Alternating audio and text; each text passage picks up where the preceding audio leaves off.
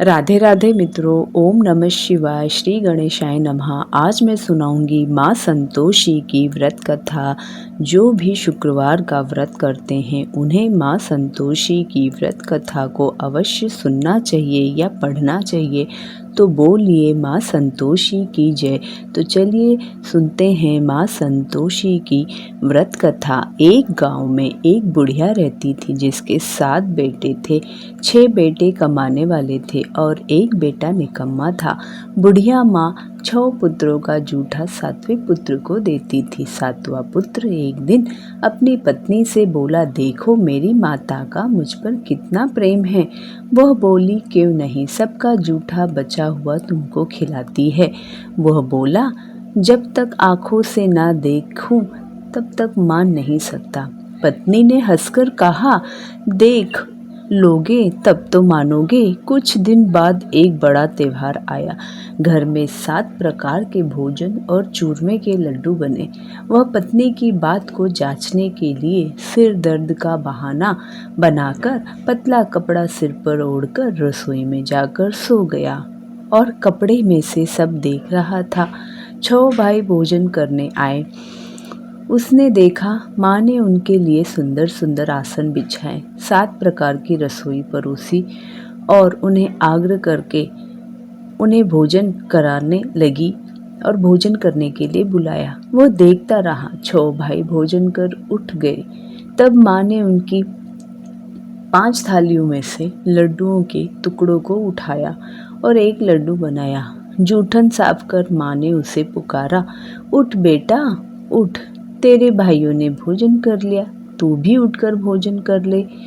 उसने कहा, माँ मुझे भोजन नहीं करना, मैं परदेश जा रहा हूँ। माता ने कहा, कल जाना हो तो आज ही जा। वह बोला, हाँ हाँ आज जा रहा हूँ। यह कहकर वह घर से निकल गया। चलते समय उसकी पत्नी की याद आई। वह गौशाला में कंडे थाप रही थी।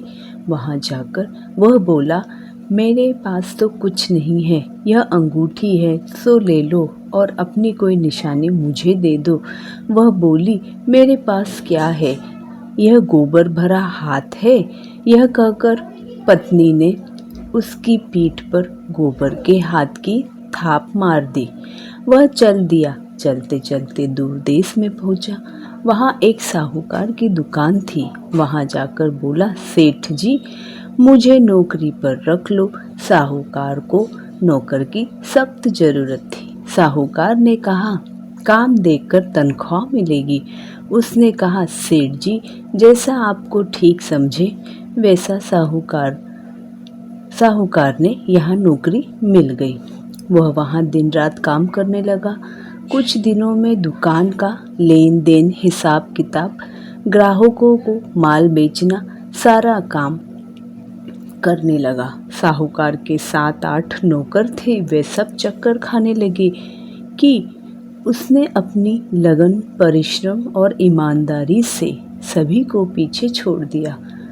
उसे अपने किए का फल मिला। सेठ जी ने भी उसका काम देखा और 3 महीने में ही उसे मुनाफे में साझेदारी बना लिया। परिश्रम करते करते 12 वर्ष में ही वह नगर का नामी सेठ बन गया और सेठ अपना सारा कारोबार उस पर छोड़कर बाहर चला गया। इधर उसकी पत्नी पर क्या बीती वह सुने। सास ससुर उसे दुख देने लगे। गृहस्थी का काम करवाकर उसे लकड़ी लेने जंगल में भेजते। इस बीच घर की रोटियों के आटे से जो भूसी निकलती उसकी रोटी बनाकर रख दी जाती और फूटे नारियल की करेली में पानी दिया जाता।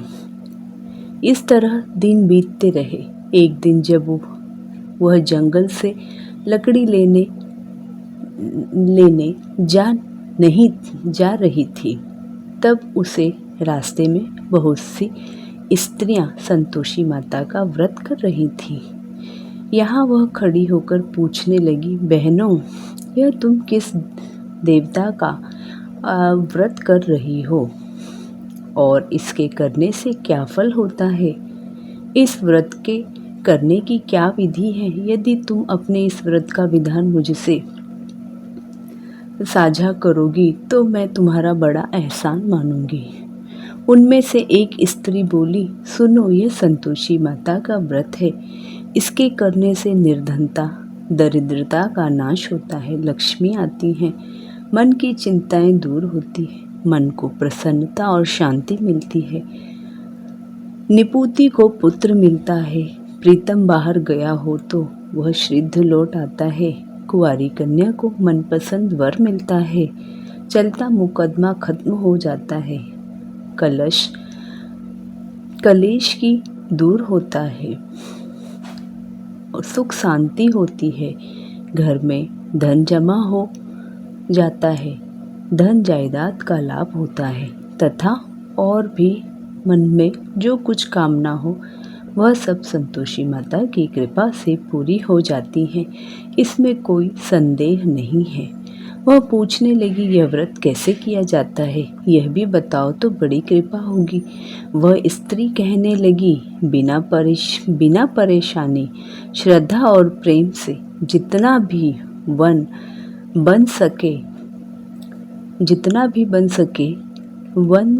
सके उतना प्रसाद लेना, 5:15 से 5:15 आने तक।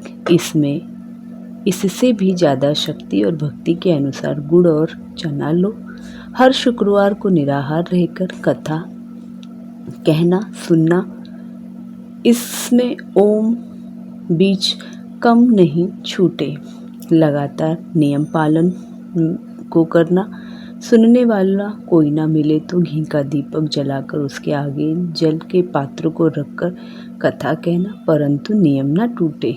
जब तक कार्य सिद्ध ना हो नियम पालन करना और कार्य सिद्धि हो जाने पे व्रत का उद्यापन करना। 3 मास में माता पूरा फल प्रदान करती है। यदि किसी के ग्रह खोटे हैं तो भी माता 1 वर्ष में अवश्य ही उसको फल दे देती है। कार्य सिद्ध होने पर ही उद्यापन करना चाहिए, बीच में नहीं। उद्यापन में 2.5 सेर आटे का खाजा तथा इसी अनुसार खीर तथा चने का साग बनाना, 8 बच्चों को भोजन कराना, जहाँ तक मिले देवर जेठ भाई बंधु कुटुंब के लड़के लेना, ना मिले तो रिश्तेदार और पड़ोसियों के लड़के बुलाना, उन्हें भोजन कराना, यथाशक्ति दक्षिणा दे, माता का नियम पूरा करना। ध्यान रखना उस दिन घर में कोई खटाई ना खाए। यह सुन वह वहाँ से चल दी। रास्ते में लकड़ी के बोझ को बेच दिया और उन पैसों से गुड़ चना ले माता के व्रत की तैयारी करने लगी। रास्ते में संतोषी माँ के मंदिर में जा माता के चरणों में लौटने लगी, विनती करने लगी, माँ मैं दीन हूँ, निपट मूर्ख हूँ, व्रत के नियम कुछ नहीं जानती, मैं बहुत दुखी हूँ। हे माता, मेरा दुख दूर कीजिए, मैं आपकी शरण में हूँ। माता को दया आई। एक शुक्रवार बीता कि दूसरे शुक्रवार को ही उसके पति का पत्र आया। तीसरे शुक्रवार को उसका भेजा हुआ पैसा आ पहुँचा। यह देख जेठानी मुंह सिकोड़ने लगी। इतने दिनों बाद इतना पैसा आया, इसमें क्या बड़ाई। लड़के ताने देने लगे। काकी के पास अब पत्र आने लगे, रुपया आने लगा। अब तो काकी की खातिरदारी बढ़ेगी। अब तो काकी बुलाने से भी नहीं बोलेगी। बेचारी सरलता से कहती, भैया पत्र आए, रुपया आए तो हम सबके लिए अच्छे हैं। ऐसा कहकर आंखों में आंसू भरकर संतोषी माता के मंदिर में जा मातेश्वरी के चरणों में गिरकर रोने लगी। माँ, मैंने तुमसे पैसा नहीं मांगा, मुझे पैसे से क्या काम, मुझे तो अपने सुहाग से काम है, मैं तो अपने स्वामी के दर्शन और सेवा मांगती हूँ। तब माता प्रसन्न होकर कहा, जा बेटी, तेरा स्वामी जल्द ही आएगा। यह सुन खुशी से बावली हो वह घर आकर काम करने लगी। संतोषी माँ विचार करने लगी, इस भोली पुत्री से मैंने कह तो दिया कि तेरा पति श्रीध आएगा, पर आएगा कहाँ से, वह तो इसे स्वप्न में भी याद नहीं करता। उसे इसकी याद दिलाने के लिए मुझे तो जाना पड़ेगा। संतोषी माता ने उस बुढ़िया के बेटे को स्वप्न में समझाया, पुत्र तेरी घरवाली कष्ट उठा रही है। यह बोला, हाँ माता, यह तो मुझे भी मालूम है, परंतु क्या करूं? वहाँ कैसे जाऊं? परदेश की बात है, लेन देन का सारा हिसाब किताब है, कोई जाने का रास्ता नहीं आता। आप ही कोई राह दिखाइए कि वहाँ कैसे जाऊं। माँ कहने लगी, सवेरे नहा धोकर संतोषी माँ का नाम ले, घी का दीपक जला, दंडवत कर और दुकान पर जा बैठना। देखते देखते तेरे लेन देन चुक जाएंगे, जमा माल बिक जाएगा, सांझ होते होते धन का ढेर लग जाएगा। वह अगले दिन सुबह बहुत जल्दी उठा। उसने पहले मित्र बंधुओं से, परिचितों से स्वप्न में माता द्वारा कही गई बात कह सुनाई। वे सब उसकी बात सुनकर उसकी खिल्ली उड़ाने लगे। वे कहने लगे कि कहीं कभी सपने की बात भी सच होती है। एक बूढ़ा व्यक्ति बहुत समझदार था। वह बोला, देखो भाई, मेरी बात मानो। इस तरह साच या झूठ कहने के बदले देवता ने जैसा कहा है वैसा ही करना, तेरा क्या जाता है। बूढ़े की बात मानकर नहा धोकर उसने संतोषी माता को प्रणाम किया। फिर भी दीपक जलाकर दुकान पर जा बैठा। शाम तक धन का ढेर लग गया। वह हैरान हुआ, मन में संतोषी माता का नाम ले प्रसन्न हो घर जाने के वास्ते गहना कपड़ा सामान खरीदने लगा। सब काम से निपटकर अपने घर को रवाना हुआ। उधर उसकी पत्नी जंगल में लकड़ी लेने गई। लौटते वक्त थक जाने के कारण संतोषी माता के मंदिर पर विश्राम करने बैठ गई। यह तो उसका रोज रुकने का स्थान था। धूल उड़ती देख उसने माता से पूछा, हे माता, यह धूल कैसी उड़ रही है? माँ ने कहा, हे पुत्री, तेरा पति आ रहा है। अब तू ऐसा कर, लकड़ियों के 3 बोझ बना, एक नदी के किनारे रख, दूसरा मेरे मंदिर पर और तीसरा अपने सिर पर रख। तेरा पति को लकड़ियों का गड्ढा देखकर मोह पैदा होगा। यह वहाँ रुकेगा, नाश्ता पानी बना खा माँ से मिलने जाएगा। तू लकड़ी का बोझ उठाकर जाना और बीच में चौक में गड्ढा डालकर 3 आवाजें जोर से लगाना, लो सासू जी, लकड़ियों का गट्ठा लो, भूसी की रोटी दो, नारियल के खोपरे में पानी दो, आज कौन मेहमान आया है। संतोषी माँ की बात सुनकर वह बहुत अच्छा माँ कहकर प्रसन्न मन से लकड़ियों के 3 बोझ बना लाई। एक नदी के तट पर, दूसरा माता के मंदिर पर रखा। इतने में ही मुसाफिर वहां आ पहुंचा। सूखी लकड़ियां देख उसको इच्छा हुई कि अब यहीं विश्राम कर ले और भोजन बनाकर खा पीकर गांव चले। इस प्रकार भोजन कर विश्राम कर वह अपने गांव में आया। उसी समय बहू सिर पर लकड़ियों का गट्ठा ले आई। उसने गड्ढे को आंगन में डाला, जोर से 3 आवाजें दी, लो सासू जी, लकड़ियों का गट्ठा लो, भूसी की रोटी दो, नारियल के खोपरे में पानी दो, आज कौन मेहमान आया है। यह सुनकर सास ने अपने दिए हुए कष्टों को भुलाने के लिए कहा, बहू तू ऐसा क्यों कहती है, तेरा मालिक ही तो आया है। बैठ, मीठा भात खाकर कपड़े गहने पहन। पत्नी की आवाज़ सुनकर उसका स्वामी बाहर आया और उसने हाथ में पहनी अंगूठी देख व्याकुल हो गया। उसने माँ से पूछा, माँ यह कौन है। माँ बोली, बेटा तेरी पत्नी है, आज 12 वर्ष हो गए हैं। जब से तू गया है तब से सारे गांव में जानवर की तरह भटकती रहती है, काम काज कुछ नहीं करती, 4 समय आकर खा जाती है। अब मुझे देखकर भूसी की रोटी अब तुझे देखकर भूसी की रोटी और नारियल के खोपड़े में पानी मांगती है। वो बोला, माँ, मैंने इसे भी देखा और तुम्हें भी देखा। मुझे दूसरे घर की चाबी दो, मैं उसमें रहूँगा। ठीक है बेटा, जैसी तेरी मर्जी, कहकर माँ ने चाबी का गुच्छा बेटे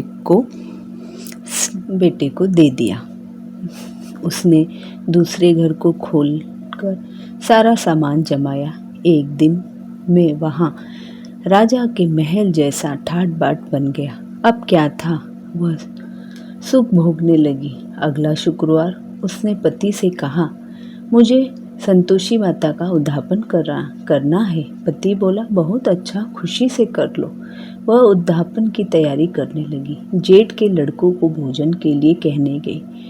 उन्होंने मंजूर किया, परंतु पीछे से जेठानी ने अपने बच्चों को सिखाया, देखो रे, भोजन के समय सब लोग खटाई मांगना, जिससे उसका उद्यापन पूरा ना हो। लड़के भोजन करने आए, खीर पेट भर कर खाई, परंतु बात याद आते ही कहने लगे, हमें कुछ खटाई खाने को दो, खीर खाना हमें भाता नहीं, देखकर अरुचि होती है। लड़के उठ खड़े हुए, बोले, पैसे लाओ। बोली, बहू कुछ जानती नहीं थी, उसने उन्हें पैसे दे दिए। लड़कों ने बाजार जाकर उन पैसों से इमली खरीदी और खाई। यह देखकर बहू पर माताजी ने कोप किया। राजा के दूत उसके पति को पकड़ कर ले गए। अब सब मालूम हो जाएगा जब जेल की रोटी खाएगा। बहू से यह वचन सहन नहीं हुआ। वह संतोषी माता के मंदिर में गई और कहने लगी, माता, तुमने यह क्या किया? हंसा कर क्यों रुलाने लगी? माता बोली, पुत्री, तूने मेरे व्रत भंग किया, इतनी जल्दी सब बातें भुला दी। वह बोली, माता, भूली तो नहीं, कुछ अपराध किया हो, मुझे तो लड़कों ने भूल में डाल दिया, मुझे क्षमा करो माँ। माँ बोली, ऐसी भूल भी कहीं भूल होती है? यह बोली, अब कोई भूल नहीं होगी। अब बताओ मेरे पति कैसे आएंगे? माँ बोली, पुत्री, जा, तेरा पति तुझे रास्ते में ही आता मिलेगा। वह मंदिर से निकलकर बाहर आई तो रास्ते में उसका पति आता हुआ मिला। उसने पूछा, कहाँ गए थे? वह बोला, इतना धन जो कमाया था उसका कर राजा ने मांगा था, वही भरने गया था। वह प्रसन्न हो बोली, भला हुआ, अब घर चलो। फिर अगला शुक्रवार आया। वह बोली, मुझे माता का उद्यापन करना है। पति ने कहा, ठीक है, करो। वह फिर जेठ के लड़कों को भोजन के लिए कहने गई। जेठानी ने लड़कों को सिखा दिया कि तुम पहले ही खटाई मांगना। लड़के भोजन करने बैठे, लेकिन भोजन करने से पहले ही कहने लगे, हमें खीर पूरी नहीं भाती, जी बिगड़ता है, कुछ खटाई खाने को दे। वह बोली, खटाई खाने को नहीं मिलेगी, खाना है तो खाओ। उनके उठकर चले जाने के बाद उसने ब्राह्मण के लड़कों को बुलाया, भोजन कराया, दक्षिणा की जगह उन्हें एक एक फल दिया। इससे संतोषी माता प्रसन्न हो गई। माता की कृपा से 9 माह बाद उसे चंद्रमा के समान एक सुंदर पुत्र प्राप्त हुआ। पुत्र को लेकर वह प्रतिदिन संतोषी माता के मंदिर में जाने लगी। माँ ने सोचा कि यह रोज आती है, आज क्यों ना मैं इसके घर चलूं, इसका आसरा देखूं तो सही। यह विचार कर माता ने भयानक रूप बनाया। गुड़ और चने से सना मुख, ऊपर से मुंड के समान ओठ, उस पर मक्खियां भिनभिना रही थी। दहलीज में पैर रखते ही उसकी सास चिल्लाई, देखो रे, कोई चुड़ैल डायनी चली आ रही है। लड़कों, इसको भगाओ, नहीं तो ये सबको खा जाएगी। बहू रोशनदान से देख रही थी। वो प्रसन्न हो उठी, आज मेरी माता मेरे घर आई हैं। यह कहकर दूध पीते बच्चों को गोद से उतार दिया।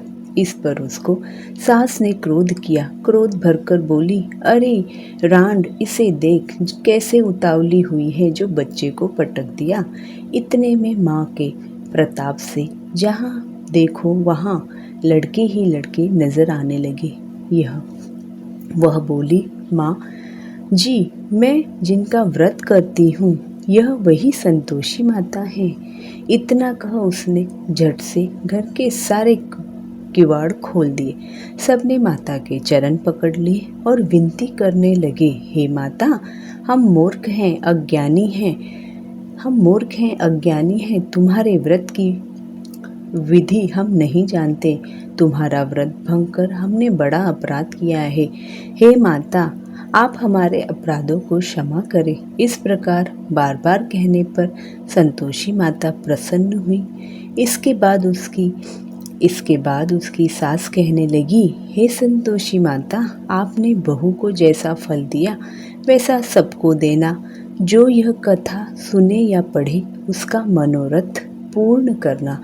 बोलिए संतोषी माता की जय।